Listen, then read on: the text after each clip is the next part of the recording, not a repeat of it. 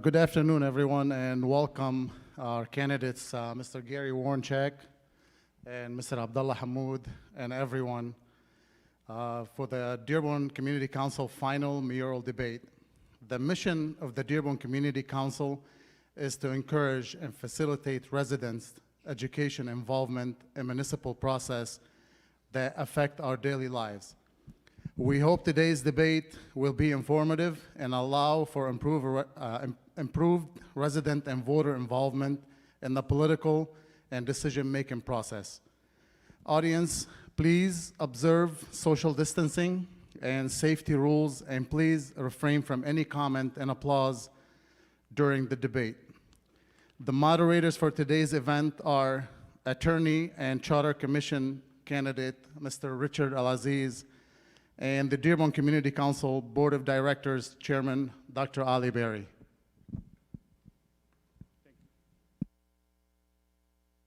Good afternoon, everyone.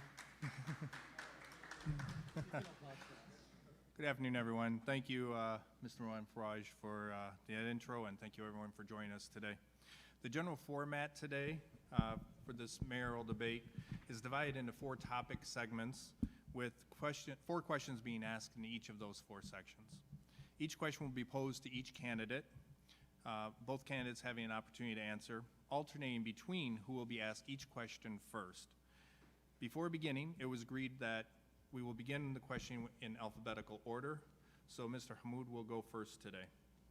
And we will reverse that order for the closing statements. The candidates will have 90 seconds to answer the question posed, with a 30-second rebuttal being offered to the candidate that answered the question first. Rules for today are that the candidates will respect the time offered to answer and the limitation upon rebuttal responses.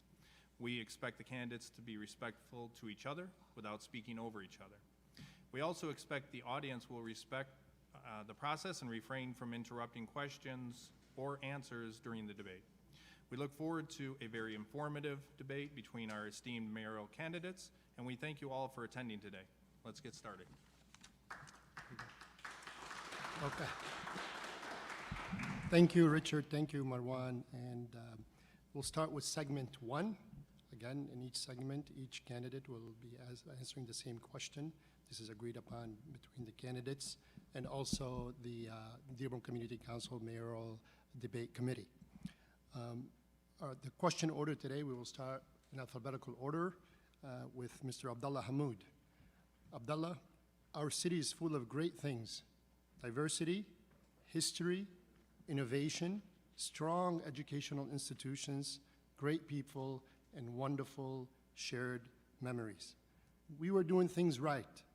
Dearborn was an ideal place to live and work in. Recently, though, we all have begun to fail our city. As mayor, please name and elaborate on your primary goal for our great city. Thank you so much, and thank you for hosting today's debate, and thank you to all the attendees for being here, and hopefully to all those watching live as well. Hopefully you find it informative, and the best of luck as well to Mr. Warnchek. You know, when I think of the city of Dearborn and when I think of what we want to accomplish as mayor, I think at the foundational level, we want to improve the quality of life for residents. And that comes in many ways. When I think of the top issues that we need to address, already there's a clock on the wall to the next catastrophic rain that's going to lead to devastating floods and thousands of homes across our city. And so I think that's an issue that we have to address and get ahead of. I think additionally, you know, we have an important property tax millage coming up on the ballot in November. And if passed, I believe that's another clock on the wall to see what we can do to provide working families property tax relief without impacting the level of city services that are provided to our residents that they've come comfortable with. And frankly, I think have actually not met the satisfaction and the needs of our residents. But in order for us to accomplish, you know, tackling property taxes, improving the economic development through our city, making sure that we foster opportunities for our city to come together to celebrate the diversity that we all love, understanding that Dearborn is that example for the rest of the country on how a diverse community can live harmoniously amongst one another. We first have to establish trust between the city administration and the people, something that has been lacking for a long time. And that requires transparency and accessibility and accountability. And so at the forefront, that's what we have to do in building our administration. Thank you, Mr. Hamoud. Mr. Warnchek, Same question. Thank you, and also thank you to the Dearborn Community Council for hosting this event. This is an important election, as we all know. Best of luck to Representative Hammoud, and thank you to everybody, no matter for whom you're here to see. Thank you for coming out and being part of this important process. I think what's really been lacking in Dearborn, and this is for various reasons, is leadership from our city government. We have had a city government that has become detached, not engaged with residents, and as such, some of that trust and unity may have been broken between the city and its residents. What we need to do is to provide leadership that will be active and involved and engaged, bringing people together to have community conversations about these many problems that we face. And of course, we do face many problems. The thing is, the problem seems to change, all too regularly. I mean, the infrastructure and the flooding, of course, major issue we have to address. The pandemic before that, transparency in our government. All of these things come down to leadership. We need to provide leadership at City Hall, and that's what I believe that I am qualified to do, and to unify the city also, bring us together, because I feel that there is more division now than there was in some years past. And we were headed on a good path for a while. But for many reasons, including the pandemic, including, unfortunately, without disrespect to our mayor, an administration that was less involved, engaged, and active within the community, we've been lacking in leadership. So that's what I think is important to provide. Thank you, Mr. Warncheck. So there is a rebuttal opportunity, but it's not necessary. So if you would like to move on, I would like a rebuttal opportunity, Mr. Hammoud. 30 seconds. I'll just use the opportunity to speak. Never give an elected official a microphone, I guess. What I'll say is, over the last 5 years as state representative, what we've demonstrated is just how accessible we are as a candidate. And I think more than any other along this campaign trail, we have knocked more doors, over 51,000 doors and counting. We've made over 100,000 phone calls, and we're meeting voters where they are, traveling to all corners of our city, talking with residents at their doorsteps about the issues that matter to them. And I think you should look to the tenacity of us in the campaign trail to see the same level of tenacity we'll bring to our administration. Thank you. Okay, Mr. Warnichuk. We received many resident questions regarding transparency and accountability at our municipal level. Questions regarding independent city financial audits, police oversight committees, a public auditor, infrastructure spending investigations, the professionalism in city attorneys' offices, just to name a few. As mayor, what are your plans to ensure transparency, accountability, and more resident engagement in the decision-making process? Thank you for that question. I think, coming from a background before I was in public service as a journalist, I understand the importance of transparency and communication and two-way communication.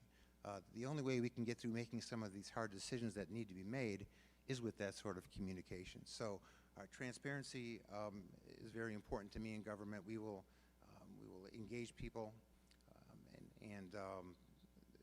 I think we should improve our website some so that people have a portal into what's going on. We need to reach out more also to make sure people understand how we're dealing with these issues. There are a lot of decisions that have been made at City Hall that were just kind of thrust upon people without a full explanation and caused undue stress and undue acrimony between the government and its people. More information toward people, giving that sort of transparency will be helpful, and that's it. Mr. Hammoud, same question to you. Would you like me to reread it, or are you good with the question? Can you repeat it? Sure. We received many resident questions regarding transparency and accountability at our municipal level. Questions regarding independent city financial audits, police oversight committees, a public auditor, infrastructure spending investigations, the professionalism in city attorneys' offices, just to name a few. As mayor, what are your plans to ensure transparency, accountability, and more resident engagement in the decision-making process? Thank you so much. Sure. As state representative, we hosted more town halls and coffee hours and meetings throughout the community than any other elected throughout our city. And I think that's the same level of transparency and accessibility you can expect if we are successful in the November election. What's also important, though, is if you go to our website today at votehamoud.com/issues, and if you look to the literature that we are passing out, we're also the only ones passing out literature in multiple languages and making sure that our plans are available in multiple languages so that residents across their city are able to understand the language that they are most comfortable with about the proposals that we have.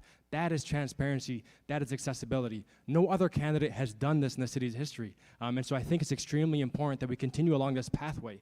It makes no sense to me that the back fence newsletter that the city sends today is still only in one language. And frankly, the way in which we communicate as a city needs to change holistically. And I think we've demonstrated on this campaign trail just in kind of the robust fashion in which we communicate with residents all across the city, using the tools that we have at our disposal, making sure that we recruit the best of the best in building our teams and bringing that tenacity that we can back to the city.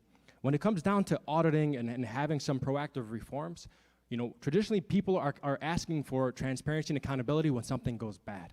And so what we have to be sure to do is ensuring that we have proactive reforms. I'm an epidemiologist by trade. The thing I love most is preventing bad things from happening. And that's what we have to do at the city. If you can prevent bad things from happening and you make sure that you continually have access points and meeting residents where they are, taking our budget briefings out of the city chambers and to the Thank you, various Mr. corners of our Hammoud. city, we can do much better. Thank you very much. Mr. Warnichuk, you have 30 seconds for rebuttal.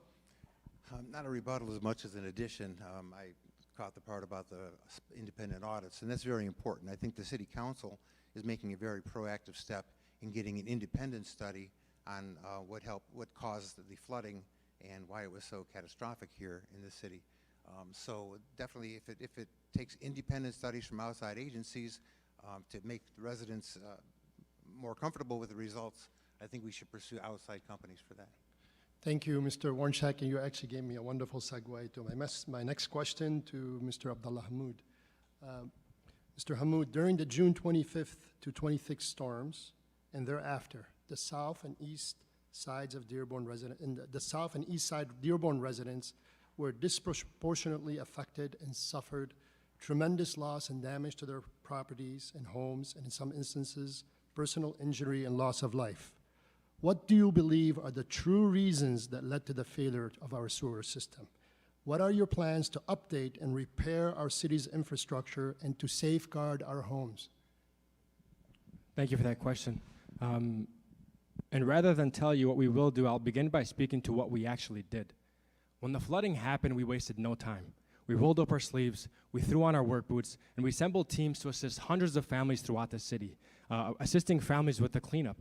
In addition, I reached out to Samaritan's Purse after conversations with the devastating flooding that happened in Midland, Michigan. We brought the director in, took him on a tour of Dearborn, and now they're help establish their operations in the city of Dearborn, which are still ongoing for any residents that need assistance with eliminating mold and bulk material.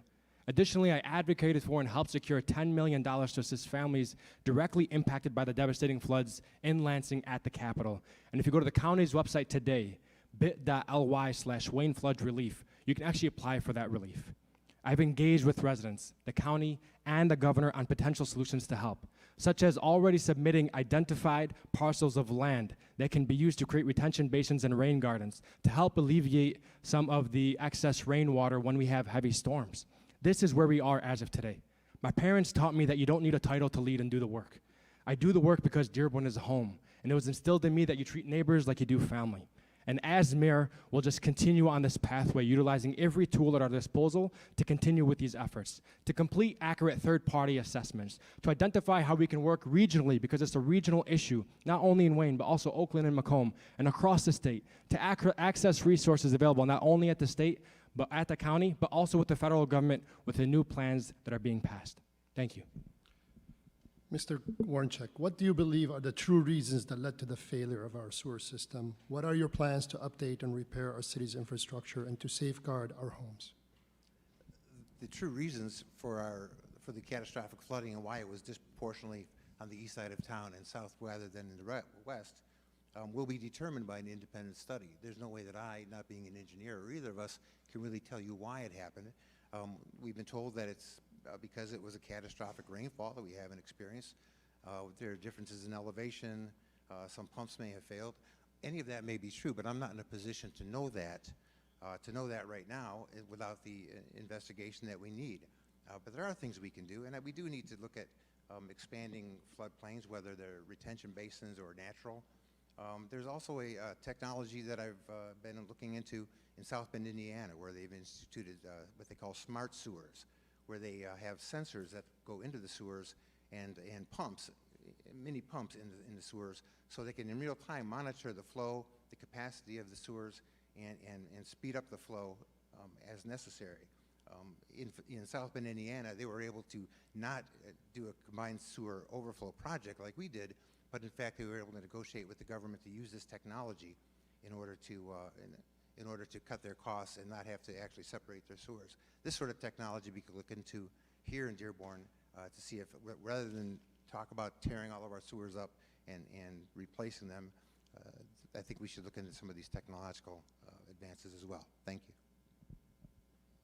Would you like to add anything? Very good, we'll move on.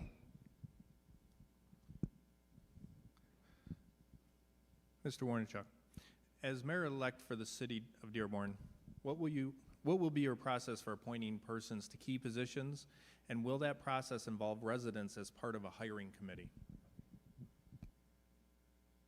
Thank you for that question. I've not envisioned a hiring advisory committee, but we will have a transition committee, a transition team that will represent all aspects of the greater Dearborn community to come together and help advise on how we should move forward with those positions.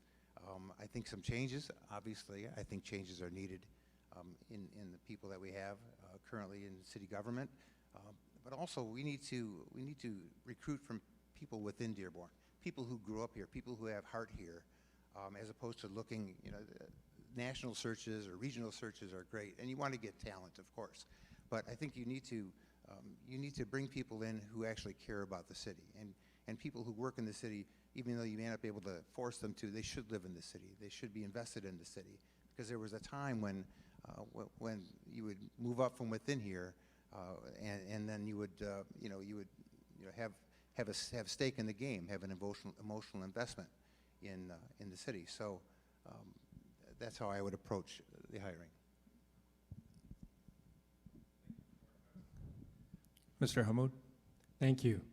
From the outset of our campaign, we've been one of the only ones being very clear that we will assemble a transition team made up of informed residents and individuals who have expertise in this area to help recruit and recommend for hire the various directors in the city. On this campaign trail, we have not made a single promise to any individual in exchange for votes to try to ensure that you're going to be appointed to X or Y or Z. And that's something that we're proud of. We want to be transparent in our process. We have to think outside the box. I would more than to find individuals who care for Dearborn the same way that all of you do. You're here in this room because you have a love and passion for the city, and you want to make sure that it succeeds for your families and for future generations to come. And so we have to have a transition team that can identify and help us in recruiting and recommending for hire the various directors to ensure that we bring along the best of the best. They might not have been from Dearborn originally, but maybe we can bring them in and sell them on the city of Dearborn, because I personally believe it is the greatest city in the whole country. And we do have many directors who are retiring out. That's just the honest to God truth. And they have not had a great pipeline in terms of the transition internally right now at the city. And so I will have informed residents at my table, because it's not my city. This is all of your cities. Thank you, Mr. Just as you Hammoud. voted in this election, God willing, you'll Thank have you. a say in the transition process. Mr. Warnichuk, would you like to follow up? Hello? Oh, there it is. I didn't see the light go on. Yes, I would. I would concur that Dearborn is the greatest city in the country. Thank you for that. Very good. Look at this. We're right on time. Okay, next segment. This segment deals with economic development. And in this segment, we will start with Mr. Warnichuk. Mr. Warnichuk, our city has over 100,000 residents. But unlike our neighbors, Allen Park, Livonia, etc., we are not attracting retail very well. Many residents, in fact, shop outside the city. How will you, as mayor, make Dearborn shoppable again? Please include your plans for Fairlane Mall and comment on the recent Hyatt Regency development. All in a minute and a half. Okay. We'll start with the Fairlane Mall. That sort of retail has seen its day. I saw it grow, I saw it prosper, and I saw it falter, and we have to find ways to repurpose facilities like that. That sort of thing isn't thriving anymore.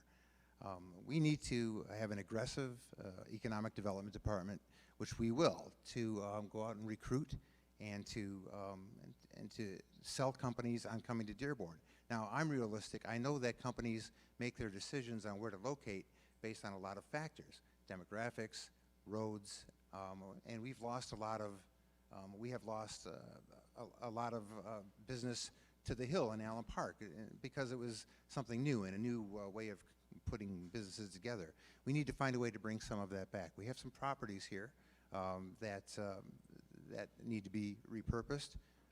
So they're big, they're glaring, and in some cases they're eyesores. And you mentioned the Hyatt, the former Hyatt. We still call it the Hyatt after it hasn't been the Hyatt since 2012 or something.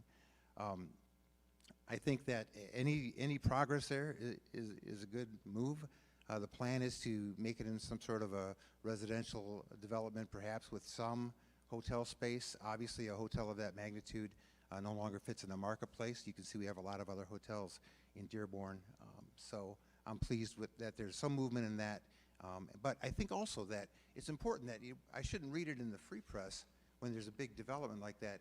I think residents should be kept informed as we go along, so we're not always asking. Thank you, Mr. Warnchek. Sorry to intervene, but we're trying to keep to the schedule that the campaigns want us to keep to. Absolutely. So I apologize. Mr. Hammoud, the same question. How do you make Dearborn more shoppable again? Please include in your plans, in your answer, the plans for the Fairlane Mall and comment on the former Hyatt Regency development. Thank you so much. You know, to date, and you're probably going to hear this often, you're probably sick of it 9 months in, we're the only campaign with a plan. If you go to votehammoud.com/issues, we actually have a 5-point economic plan under our COVID recovery plan. And one of the points specifically speaks to this matter about recruiting and retaining businesses in Dearborn. One of the things that businesses often have to do is they have to do a market assessment and a needs assessment of the community that they want to move into.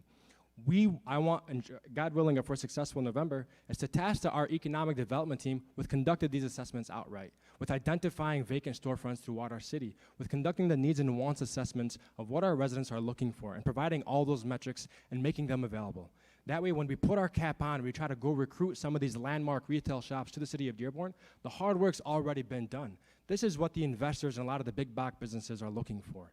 As it pertains to the Hyatt, I'm ecstatic at the idea that it might no longer be vacant. I think what we have to do is ensure that we have accountability metrics in any contract moving forward, ensuring that those who are purchasing the Hyatt live up to the expectations of what the residents, or what they're promising. That's what we have to ensure. I think the purchase price is about $26 million, but from my understanding, there needs to be $20 to $30 million in rehab done internally. And so I'm monitoring carefully. I am optimistic that hopefully something can be done. And as it pertains to Fairlane Mall, you know, it is currently in receivership. And we're wondering if Florida is going to pull out of its arm because of the post-COVID era and understanding how the new workspace is. But I'm optimistic that something can be done there as well. Mr. Warnchek, would you like to add anything?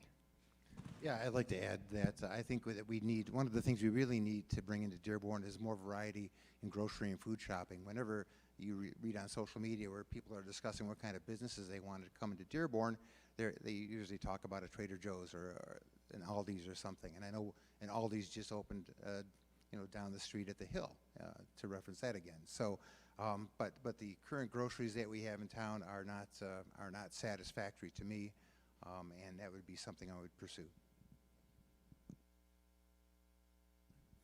Mr. Hammoud, what tools will you use to bring fiscal resources into the city, whether it is federal funds or through other sources, to assist with economic development?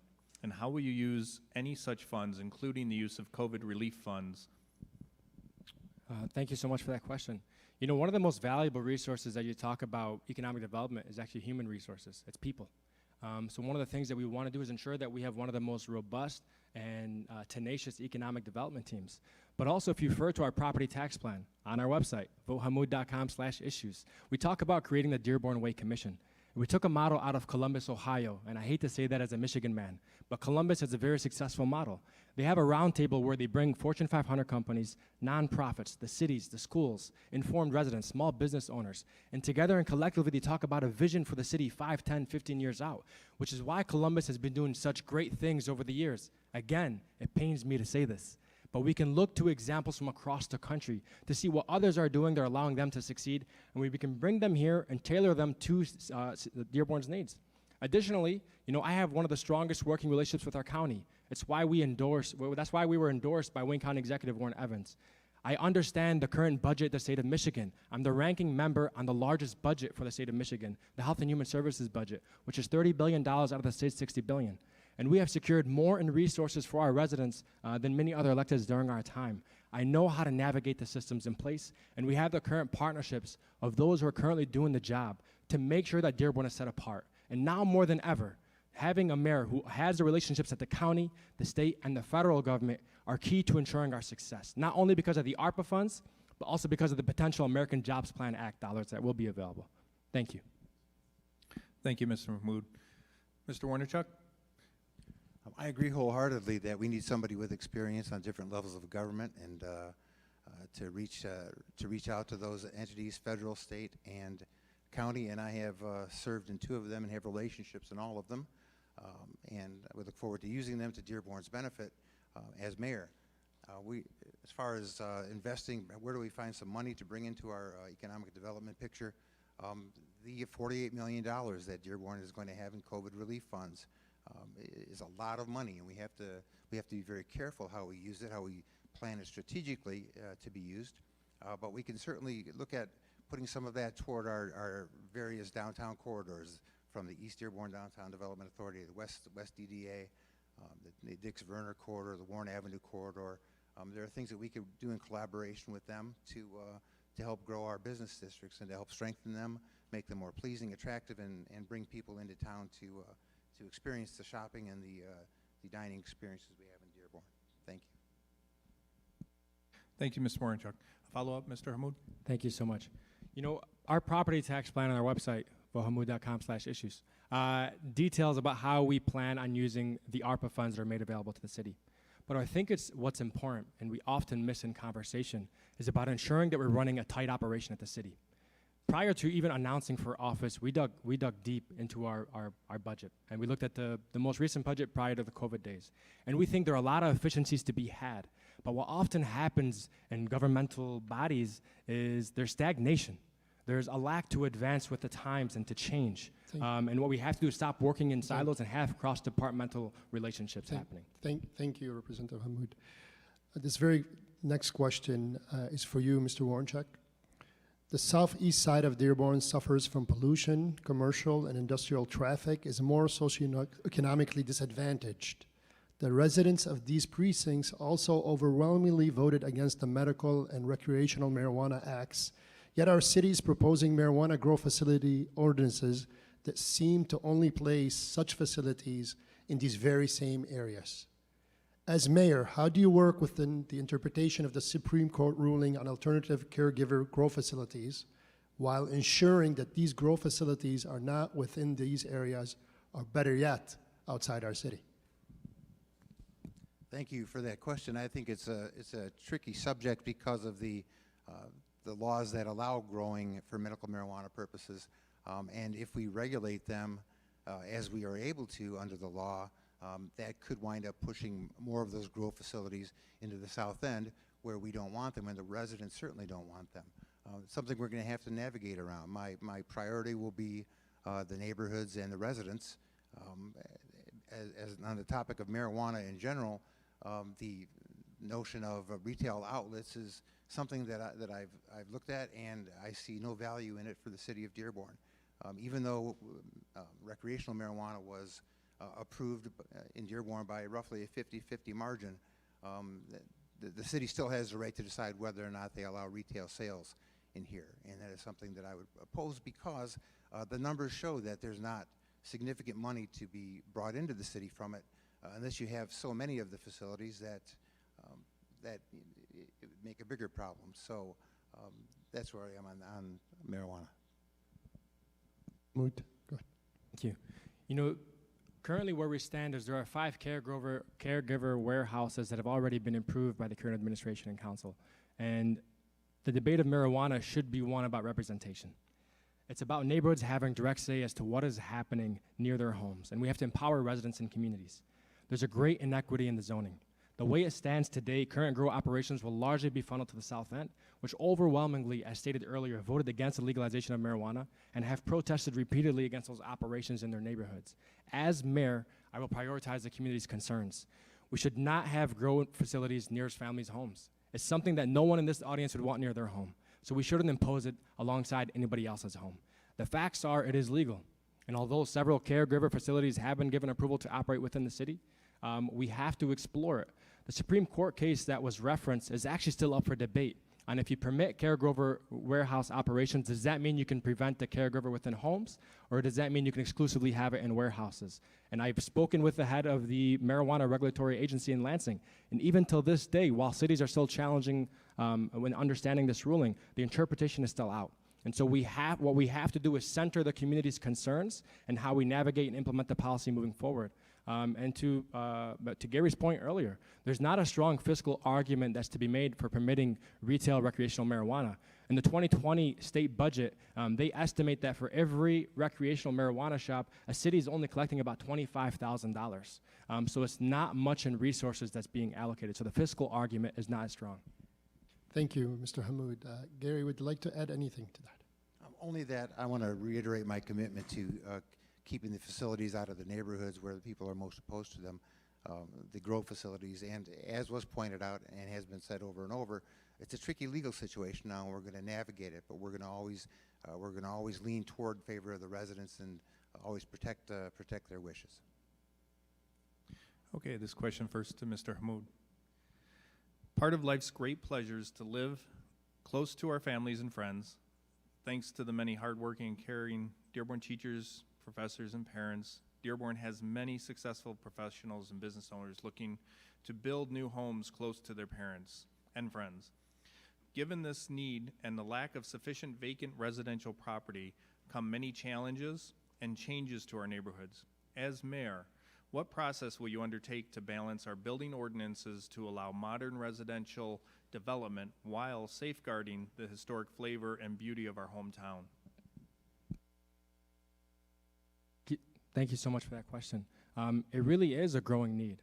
You know, there's one silver lining. Ford is selling many of their properties, and today I think about 60 acres have recently been sold along Greenfield and Mercury and Ford Road. And having some of the conversations, I believe there's new housing potentially coming to the city of Dearborn, providing some residents and many families the opportunity to construct a home in a whole new neighborhood where there are not many deed restrictions that are currently in place. What we have to do is balance the deed restrictions that are in place alongside what residents are currently looking for. A lot of our housing stock is fairly old. That is the reality of it. But what we're seeing in a lot of neighborhoods is sometimes there are blocks being put up place by neighborhood associations, and there's not very objective processes in place. It's a very subjective process. For example, I don't believe the person who determines what you can do to your home is also the contractor that you can hire to do the job on your property. There are certain conflicts of interest that we have to eliminate that are currently existing in the system. And so that's something that we have to be mindful of. And so as mayor, we'll take an honest look across the page and make sure that we provide residents and balance their private property rights with what they want to do with their homes, alongside with what restrictions currently do exist on their deeds and the rules that they must abide by through the neighborhood association, but ensuring that we eliminate any conflicts of interest so it's a transparent and accountable process. Thank you, Mr. Hammoud. Mr. Warrencheck? You are correct. This is a place where people want to live, and we're happy about that. We're glad that Dearborn keeps attracting people. Our numbers in the census went up 12% in 10 years. That's an incredible number, up to 110,000 population. So our housing stock has to change and evolve to meet those needs. And I think with some of the repurposing of maybe some of the outdated, some of the retail areas or some of the office space that is going to change now forever because of COVID. I mean, the world was turned upside down, and suddenly we're going to have maybe open office space that's no longer going to be able to be used, and we could look at new methods of housing, an evolution of the housing stock that we have. And I know that there are conflicts within neighborhoods sometimes because of codes and deed restrictions and such. We have to find a way to navigate around them because because new construction only benefits the city. New construction only adds to our tax base. And in most cases, new construction only adds to the beauty of our neighborhoods. These are the things that we have to move forward to and move away from the past a little bit to try to evolve into that new place we need to be. Thank you. Any rebuttal? Mr. Hammoud? Okay. Very good. We'll move on to our next segment. Incredibly, we're perfectly on time again. This next segment has to deal with public safety, but also a very important topic of diversity and equality in our city. Mr. Hammoud, this next question is for you. We start with you. In the Bible, in Mark 12, 28 through 31, Jesus is asked, of all the commandments, which is the most important? Jesus replies, the most important is to love your God with all your heart and with all your soul, and love your neighbor as yourself. In the Holy Quran, chapter 52, verse 13, God, Allah says, O mankind, we have created you, male and female, made you into nations and tribes, so that you may coexist, benefit, and learn from each other. Verily, the most honorable of you with Allah are those who are the most pious. As mayor, how will you promote togetherness, fair representation, and equality to all? And most importantly, how will you be the loud voice for those most in need of a voice? Thank you so much for that question. You know, I grew up in a very faithful household, and one of the quotes that comes to mind is that people are of two types. They're either your equals in faith or your equals in humanity. There's no other. And what we have to do is have that message resonate throughout the city.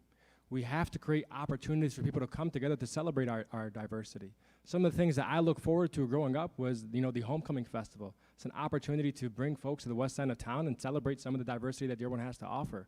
I also enjoyed the Arab American Festival that no longer exists, which is something that I would love to bring back because we have a lot of cultural things that we can offer residents and just learning opportunities. I love coming together for the Christmas tree lighting ceremony. I think that's a great opportunity for folks of all faiths and of no faith come together and have a moment where we celebrate as a community. And I think we can also do the same with some of the other major faiths across the city. Altar Road is a historic road. My uncle is actually the imam at that center, and it's a mosque surrounded by 3 churches. And when I bring colleagues from Lansing, both Republican and Democrat, down to the city of Dearborn, I take them down to that road to visit the churches and to visit the mosques. And then we go end up eating some great food. But at that moment, we have honest conversations about how we as Dearborn are an example across the country about how a diverse community can live harmoniously, about how we come together and stand up for one another. We treat our neighbors, or your neighbors grow to be friends and family. They're there for you in moments of joy and there for you in moments of grief. And to the last point, my parents also instilled in me that you work for the least marginalized in a community. Because if you uplift the least marginalized, you uplift the whole. Thank you. Mr. Warncheck, the same question. Well, specifically as it pertains to city government, I think we need to look how we're recruiting in our workforce and see what sort of percentages we have in our workforce that reflect our very diverse community. We need to do something with the various boards and committees that we have that residents can serve on to get involved in their city government. I think that part of the problem is that the city has not reached out enough. They put information on their website, assuming people may find it. We need to go into the different communities within Dearborn and to recruit, make sure they know of the opportunities that are available. Our police department roughly has about 20% of its officers who are Arab American. This does not reflect our population. Well, we need to examine our recruiting processes. We need to find out how we can improve that. And we do need to bring people together. As I've mentioned, I've sensed a division that may be growing rather than shrinking, and that's the wrong direction for Dearborn to take. We need to bring people together at common festivals. We need to bring people together to bridge understanding, cultural, whether our division is cultural or geographic or political. We need to start getting along better. We can set an example in Dearborn for being together. We have, over the years, set that example. I don't want to see us slip away from that. So that will be something I will be committed to as mayor. Would you like to add anything? Thank you. If we have boards and commissions that are, for example, in the Dix corridor, We should have those who are invested in that part of town, who reside in that part of town, sitting on such boards. We should have a X amount of seats for each board or commission that's unique to maybe a portion of the city, have some sort of residency requirement for permits, or be at least very intentional in who we're recommending for that appointment, because those are the residents who are most concerned with what's happening in their backyard. And the last thing I'll conclude with is we want a transition team that looks and reflects the city's diversity in order for us to ensure that we have a city administration that also looks and reflects the city's diversity. Thank you. Okay, question to Mr. Warnichuk. In recent years, young voters have become increasingly involved in campaigns and voting efforts. Will you be willing to develop programs that will introduce our youth to Dearborn government to help the next generation become competent, capable, and willing municipal leaders? And how would you make that happen?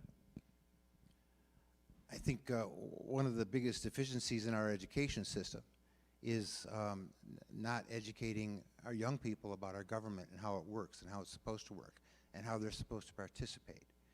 This is something that's been lacking for a while. When I was state representative for Dearborn, one of my favorite things to do would be to take the school groups that would come up on their 4th grade tours and to take them throughout the Capitol myself personally. And if there was not a session going on at the House of Representatives at the time, I would make arrangements to take them on the floor of the House so they could sit in this seat, so they could take turns sitting in my chair as state representative, and I was explaining to them how this is their seat, this is not my seat, there's all of our seats. This is the sort of thing that I've been in favor of for years. As mayor, I would look forward to spending time in the classrooms. Ooh, that was something. I would look forward to spending time in the classrooms and educating people and emphasizing the importance of participation. And if sort of setting up some sort of youth organizations or something to understand government, not politics, but government and civics, I think that would be important. Thank you, Mr. Warnichuk. Mr. Hammoud, same question. Thank you so much. You know, certainly I agree. One of the greatest moments we had in Lansing prior to COVID was welcoming young student groups that came in and just giving them a tour around the Capitol. It's something that I certainly loved the most, and hopefully we can bring that back. Now they actually bring up an iPad, and you welcome an iPad to the legislature, which is still kind of weird. You know, in my office to date, we've had dozens of interns and fellows from high school all the way to graduate school. And that's something that I would love to see happening at the city, giving exposure at an early age to young people, the opportunity for them to have a direct investment into what's happening in their backyard. We were successful in doing that in Lansing. And many of these young people are now running many of the campaigns for candidates throughout the city.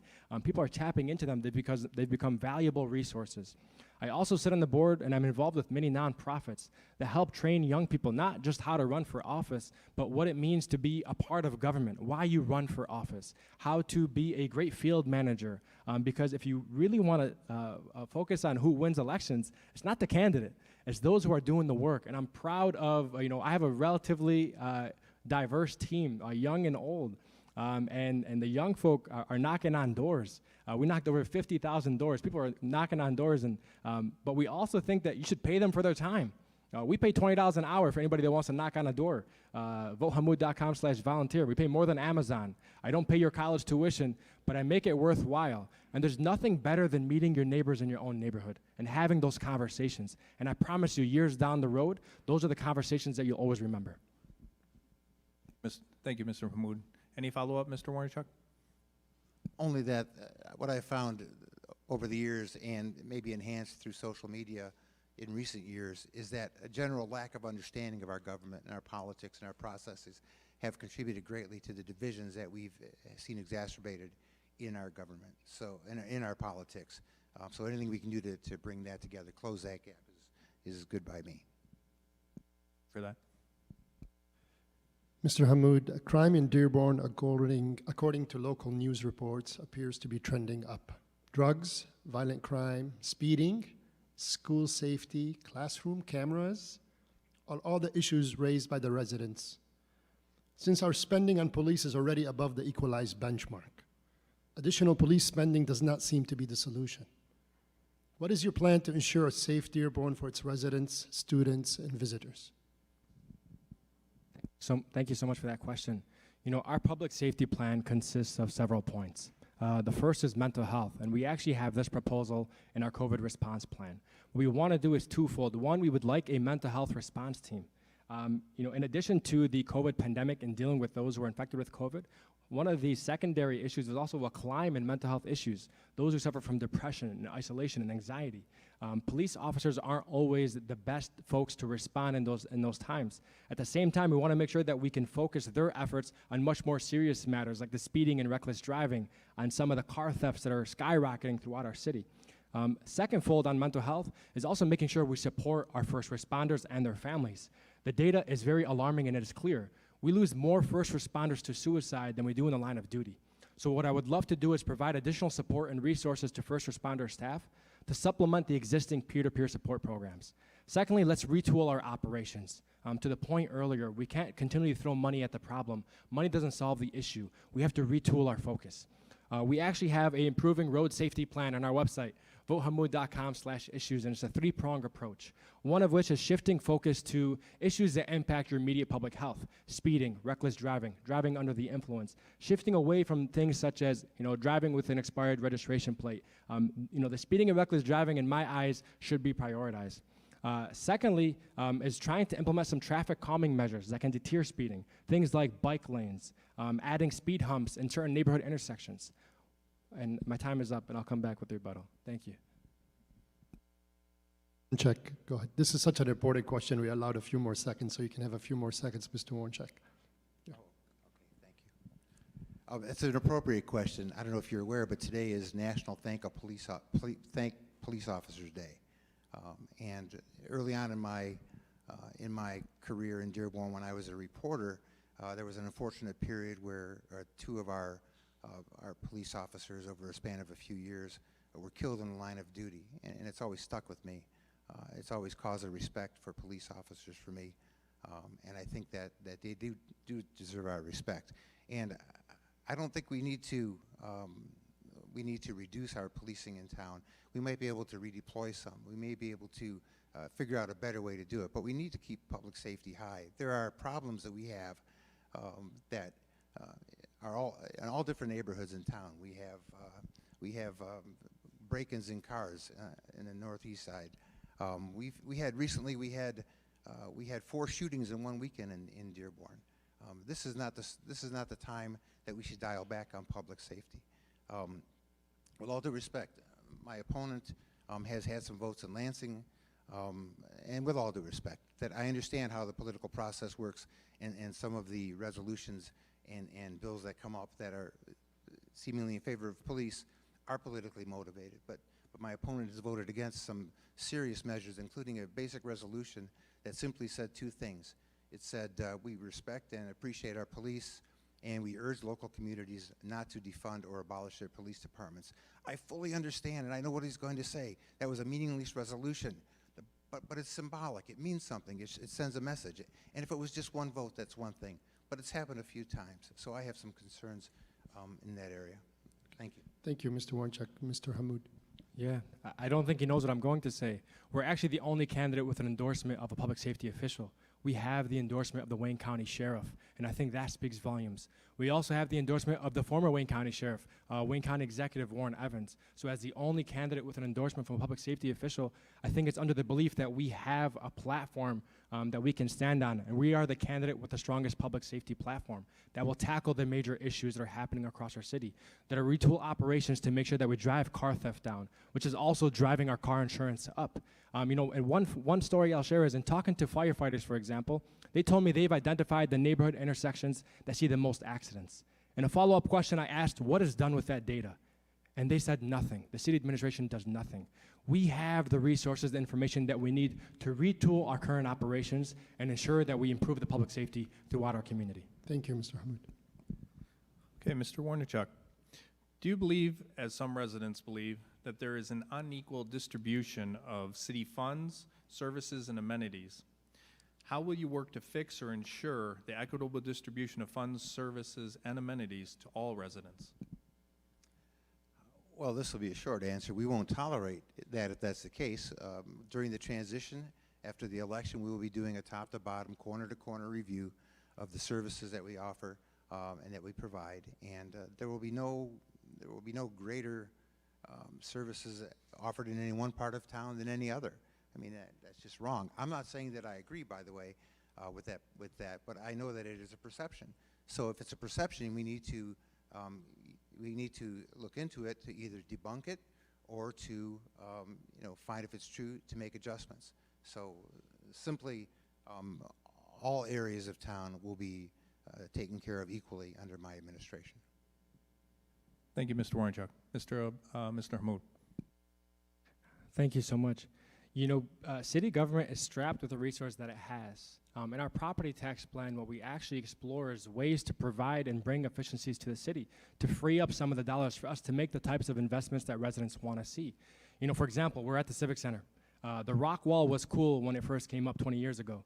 You know, the cost for membership is actually relatively high relative to a $9.99 membership at Crunch Fitness, and so membership is coming down. People aren't using the centers like they used to, so we have to provide ways to generate new revenue at these cities while also driving down expenses. You know, I can think of several ways for us to bring down some of the expenses over at Dearborn Hills Golf Course, or at Camp Dearborn, or at the Mystic Creek Golf Course. You know, collectively they cost the residents about $1.5 million. They run in the red. We shouldn't just accept that as fact. We have to put our bulldog hats on, work with our economic development team, work with our recreational department to generate new revenue and bring down expenses. You know, putting up that giant zip line was just a bad investment. It cost us $500,000. It has to be staffed by 6 people, and it costs $20 every time a child wants to come through on the zip line. I don't know about you, but growing up, we used to pass the pool tags through the fence because our parents couldn't afford to pay for the admission for every single one of their children to come in. We have to talk about what services and needs that our residents want and reevaluate our priorities in our budget and making sure we're allocating resources in a fiscally smart way. Thank you, Mr. Hammoud. Mr. Warrenchuk, any follow-up? Just briefly, my opponent has a couple of times brought up his property tax plan. I just have to say that I've got a great interest in property taxes. I've been very familiar with the issues over the years. I was on the Tax Policy Committee in the State House of Representatives, and I took that plan to no fewer than 3 experts in municipal finance, people who work in municipal finance. None of them thinks it has an ounce of credibility. It looks good, but it's kind of like plastic fruit. If you take a bite into it, you'll find out that it's not all what it should be. I look forward to discussing that further going ahead. We'll move on to our next segment. This is actually about public policy, recreation, and spending. So again, very good segue. Mr. Warrenchuk, we'll start with you. The Dearborn Community Council's own analysis and comparison of municipal tax data, including looking at resident satisfaction service and further analyzing the quality of public service spent per dollar in our city, we find our city to be in the top 10% for the highest property taxes in the Tri-County area. Simply put, we are overpaying for services while our infrastructure is failing. And moreover, according to a recent Michigan Tax Commission audit of Dearborn property tax assessment processes in our city, this is the assessor's office, it was found that the Dearborn tax assessment process is severely deficient across all legal categories and seems to have many arbitrary manual overrides with a wide variety of an unfounded disparity between the true cash values of our homes and the market values of our homes. Given this information, do you believe that we need property tax reform in our city? If so, and we want detail, please explain in your detail about your plan how you're going to reform both the millages and the assessment part of the property tax process.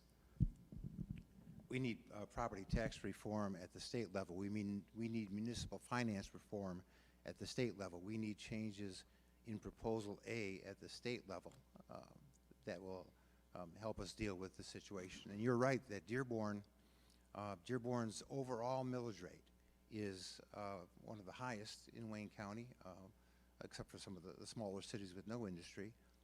It's too high. I understand that. We don't want to be in a high-tax city. However, if you look at the census numbers, we have nonetheless grown our population 12%.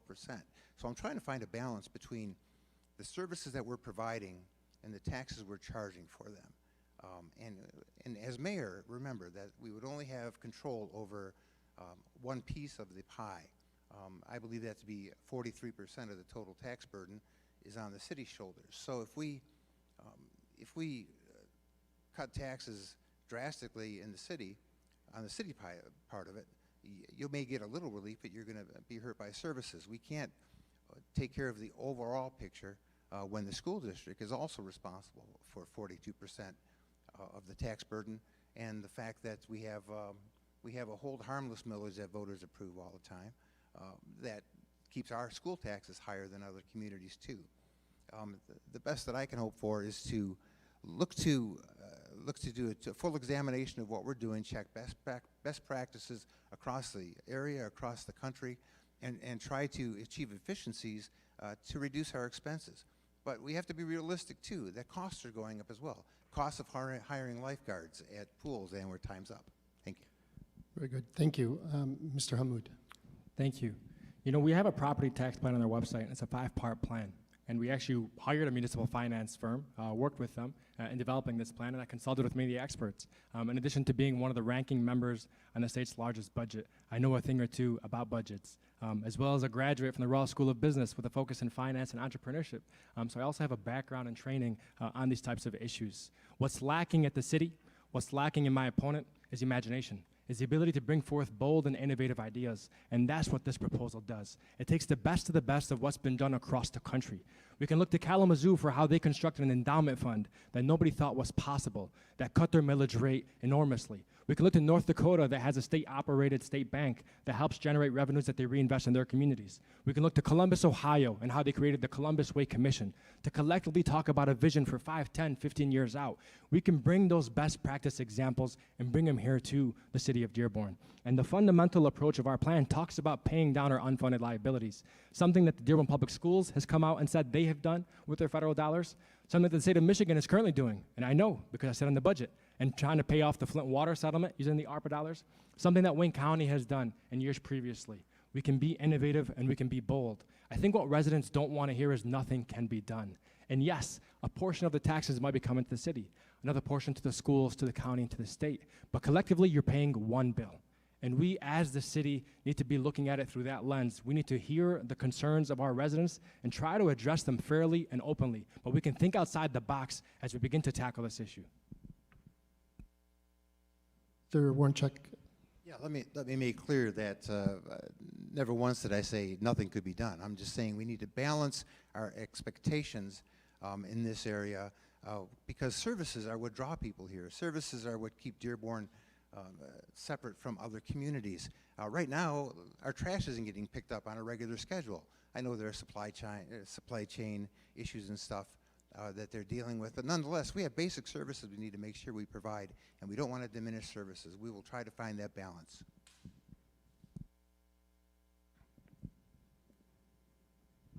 That was the rebuttal. Go ahead. Okay. Mr. Hammoud, you kind of touched on this in an earlier response. Residents want to know if amenities and services such as the Dearborn Ice Skating Arena or Center, Camp Dearborn, and Homecoming will be maintained as city-operated venues. And what are your plans to maintain, modernize, and improve city recreation? Thank you so much for that question. I think the short answer is yes. We'd love to maintain. A lot of residents actually use the ice skating center. It actually performs it's one of the better performing city assets across our city. Camp Dearborn is a place that I loved going to growing up. But the amenities that are offered, the vendors that are there, the cantina that's still the cantina, I don't think has changed with the times to appeal to what the new generations of people want to see. And again, if we look at the Civic Center, the rock wall was cool back then. But what children want now is maybe like a podcast station where they can come together and create all these sorts of podcasts that they have on. What children want to see is an EA game sports room where they can come together and play PlayStation and Xbox because not every family can afford one. I know certainly growing up we weren't able to. These are the types of amenities that other cities across the state are offering to their residents, and we can explore and do the same. And in terms of the revenue, we can generate new revenue in very unique ways. At the Dearborn Halls Golf Course, there's no reason why we can't contract a wedding vendor, for example, to host weddings on the golf course when it's not being used. These types of relationships, public-private partnerships, can help generate new revenue and bring down expenditures. We have to start looking at things differently. And another example of how we've actually done this in Lansing as well, I sit in the DHHS budget. We found ways to save over $100 million by challenging the way things have been done. Because sometimes when you have the same people looking at the same piece of paper, they don't see anything differently. So a new set of eyes with fresh ideas, innovation, and boldness, we can certainly begin to tackle the challenges and bring new amenities to our city. Because we actually have less amenities now with higher property taxes. As somebody who grew up at the Hemlock Pool that no longer exists, there are many community pools that have been shut down and many services that Thank are you, no Mr. longer Hammoud. offered. Thank you. Thank you. Mr. Warnerchuk, same question to you. Thank you. We know how important recreation is in Dearborn and always has been. Any of us who have grown up here certainly understand that. As a Wayne County Commissioner, I brought $1 million in county parks grants to the city over my time on the commission to do improvements at our local parks, and I'm proud of that. We've helped contribute to the recreation programs in Dearborn, but we certainly have to evolve our recreation. We do have to be forward-thinking. We do have to have people in our decision-making capacities in the recreation department who will recognize that that the needs are changing. That pickleball courts a little while ago, maybe should give way to some soccer fields.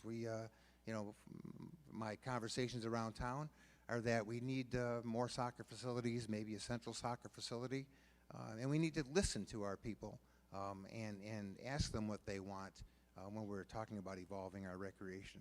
Homecoming is more than recreation. Homecoming is a part of the heart of Dearborn, has been for many, many years. We will do everything we can to keep that going, keep it going strong. Camp Dearborn is another part of the heart of Dearborn that with the right evolution we can make it more used by all of our families, and it's fairly self-sufficient as it is, so it's not necessarily a real drain on the budget. So anyway, I recognize the importance and the necessity to evolve our recreation vision. Thank you, Mr. Warrenchuk. Mr. Mahmood, any follow-up? Thank you. Even during the pandemic, if we look at how the city of Dearborn responded with the recreation division relative to other cities, we didn't offer what other cities did. Sterling Heights actually created the family court. You can rent out the whole basketball court for your immediate family during the peak of the pandemic, ensuring people still got that physical activity that they needed. And one other thing I wanted to bring up too is also transportation.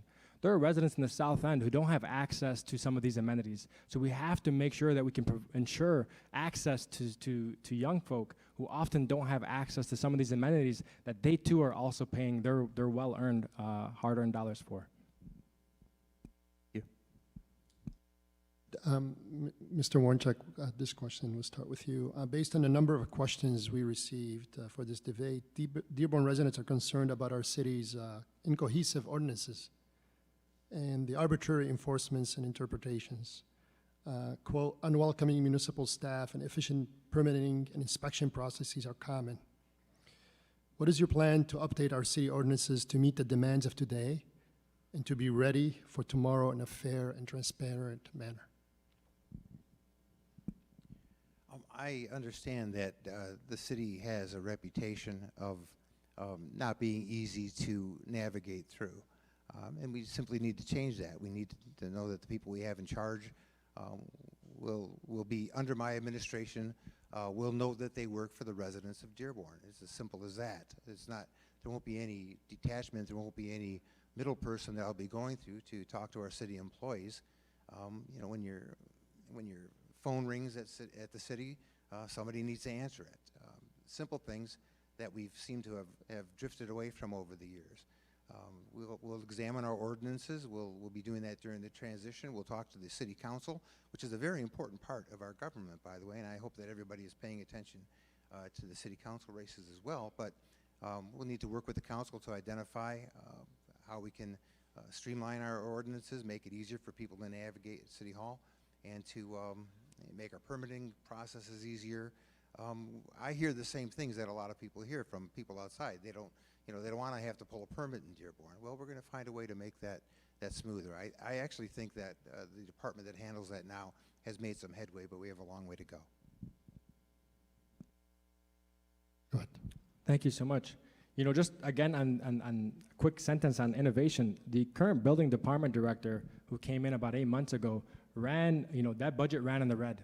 And that department ran in the red. In 7-8 months, he eliminated about a $900,000 overspend. And so just again to talk about how we can think outside the box as we examine our fiscal responsibility. On the issue of permitting, our economic development plan actually touches on it. We want to create a fast pass permitting process with contractors who we know do good work. If you do good work as a contractor, you're almost always going to do good work. And so we can have some sort of metric-oriented system, ensuring that, because back in the day, you can begin work before you pulled the permit, because they had faith and trust in the contractors that were doing the work. So we should have a preferred list at the city of those who we know do that kind of good work. Secondly is creating a metric system. The current administration's policy has been to pass ordinances, but to not enforce them, which opens the door to subjectivity. And I think that's one of the worst things. There shouldn't be an ordinance for just about every single detail. You don't need an ordinance to change your garbage disposal. You shouldn't have to pull a permit for that. So those are things that we need to re-examine within the city. Actually pulling a list over the last decade, how many people have pulled a permit for these ordinances that are currently on the books? Let's evaluate that. Let's have a roundtable of contractors who are working in the city to talk about their frustrations. And something I heard from the inspectors is oftentimes when they go to residential homes, there's also a language barrier. So we have to make sure that we have resources available that when an inspector is going out to a home, there's a conversation being had, or there's somebody there to assist in that conversation to make sure the job gets done in the most efficient way and in the speediest way. Thank you, Mr. Hamid. Mr. Warncheck, any follow-up? Nothing more, thanks. Okay.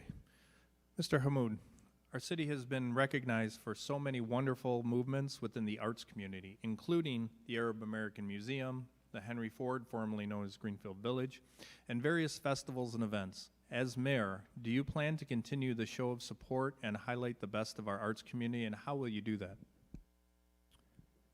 Yes. As state representative, I helped bring down over $1.5 million to two of the staples and institutions here in the city of Dearborn, the Arab American National Museum and the Henry Ford and Greenfield Village. Those are resources that I was proud to champion in Lansing, that we helped bring down to those institutions, because a lot of us as residents, as well as residents from outside of the city, come to those facilities and spend their hard-earned dollars at our local small businesses. We have to promote the arts. I was also proud when we were able to get a small donation to our youth theater club that's headed up that was over at Stout initially. We got a donation from AT&T. So there are a lot of philanthropic dollars that we can also funnel towards such programming. I'm a big believer in the arts. We have to promote the arts. It was devastating when we lost a lot of our arts programming in schools and such. Those are things that we can promote. Those are opportunities for us to come together as a community and celebrate our diversity.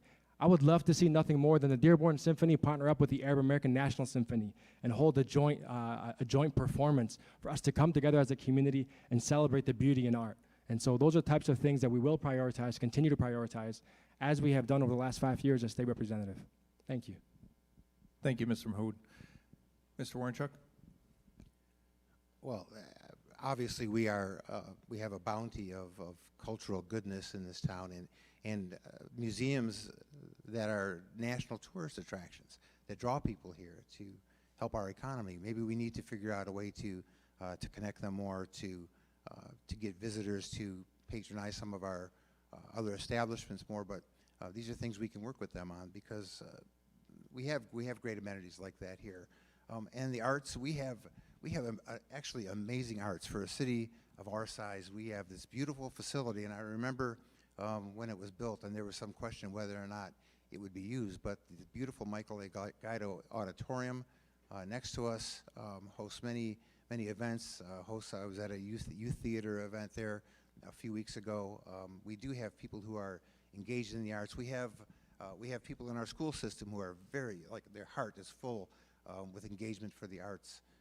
I do everything I can to support them. We need to support them financially as we can, but also to support them by being there for them, and by encouraging others to come and be there for them. So I agree wholeheartedly. We have a wonderful arts community, and fully has my support. Thank you, Mr. Warrenchuk. Any follow-up, Mr. Hammoud? No? Okay.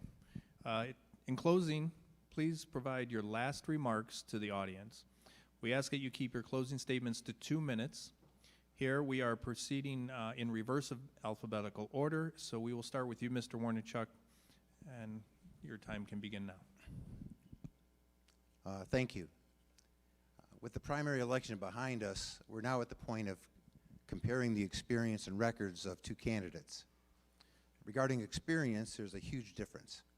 Between holding public office and being a newspaper editor, I've spent most of my life in a position of responsibility and leadership in Dearborn. I was trusted by voters to hold public office for 20 years. My opponent, with respect, has held office for 4 years, 8 months, and 18 days. I've proven my ability to lead as chairman of the Wayne County Commission. One of us has actually run a branch of government. And this is also a time for both of us to be viewed with a critical eye. So let's pull back this curtain. My opponent was making plans last year to run for mayor this year at the same time that he was asking for our votes and our trust to re-elect him state representative just last November. That seems deceptive. But even if we can overlook ambition, how do we accept that he knew that it was his plan to abandon the position and leave us without a state representative for most of next year, giving us no voice or vote on important issues in Lansing? I'm also concerned about the impact of big money in Dearborn politics. My opponent spent $250,000 on the primary election. I spent $38,000. He raised more than that, $50,000 nearly, from outside of Michigan.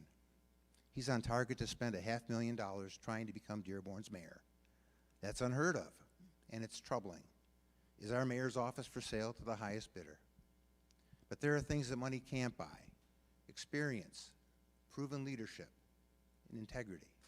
These are the things that I will bring to the mayor's office, so I'm asking your vote on November 2nd.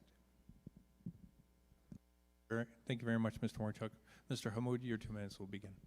You know, we are now 6 weeks out from the election. And to date, we are still the only campaign with a plan for working families, a plan to address our economic challenges, a plan to address Dearborn's public health, a plan to address the speeding and reckless driving, a plan to help lower property taxes without impacting services. I have not resorted to using any individual's hard-earned dollars, to attack my opponents, nor to talk disingenuously about them.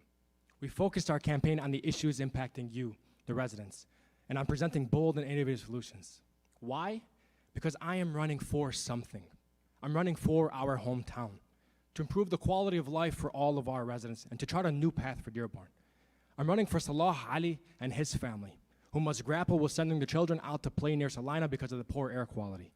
I'm running for Miss Nancy Bach and the thousands of families whose basements flooded, who feel helpless with each heavy rain. I'm running for the Gorkevich family, the Berry family, and all the families being terrorized by a very bad rat problem with no resolution in sight. And I'm running for the Rita family, who want to enjoy a quiet summer night on their front porch without the fear of reckless drivers coming down their street at 80 miles an hour. I'm running for change, and I'm running for something new. I have demonstrated the ability to build a team in Lansing that assisted thousands of residents with their concerns. And I have demonstrated my ability to lead and respond in moments of crisis, from the pandemic to the flooding. And with your vote on November 2nd, I will continue, as I always have, to roll up my sleeves and get to work in solving problems for the working families all across our city. Thank you.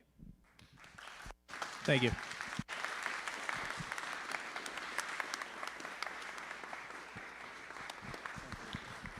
Thank you very much to both the candidates, Mr. Hammoud and Mr. Warnchek, for participating in this substantive debate. We are confident that the voters gained valuable insight about our platform and agendas. Please give them a round of applause. Moderators, thank you for all the hard work and effort in making this very succinct and knowledge-filled event. Thank you to all the Dearborn Community Council members, and I will ask you all to please stand. Dearborn Community Board members. Please give them a round of applause. These ladies and gentlemen here have worked tirelessly to make this event a success. For the audience, we hope the information shared today has forfeited your ability to select the best candidate to become our next mayor. We are also thankful for your civic engagement and participation in today's event. We ask, no matter who you vote for in the November election, just please do vote.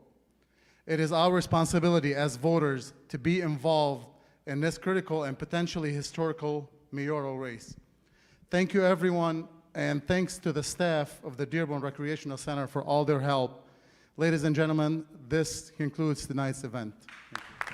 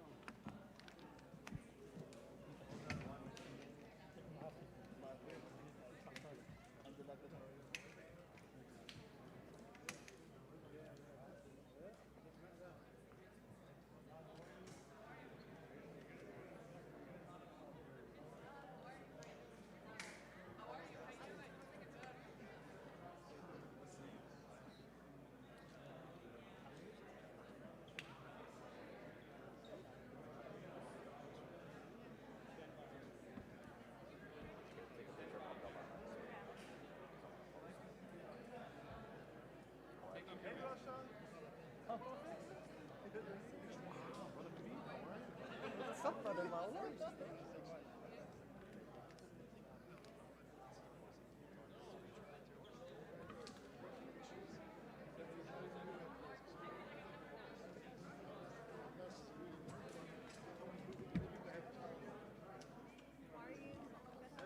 up, Doc?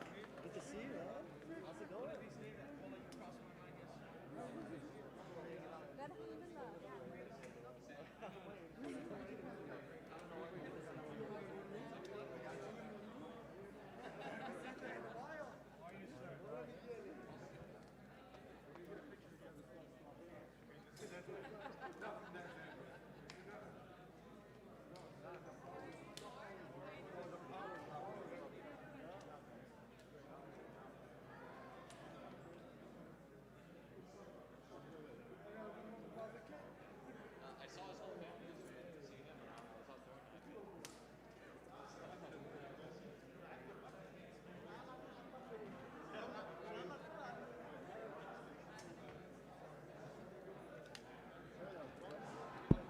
Just we're going to ask the Dearborn Community Council Board of Directors just to the stage. Quick picture so then we can mingle with everybody. Dearborn Community Council board members, please. I think what we need to, just shift you guys a little bit. There you go. I think that both candidates should be in the middle. There you go.